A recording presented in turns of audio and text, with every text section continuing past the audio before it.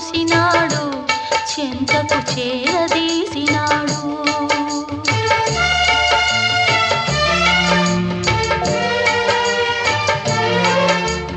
అభమో శుభమో తెలియని లేడి అతనిని నమ్మింది, తన హృదయం పరిచింది.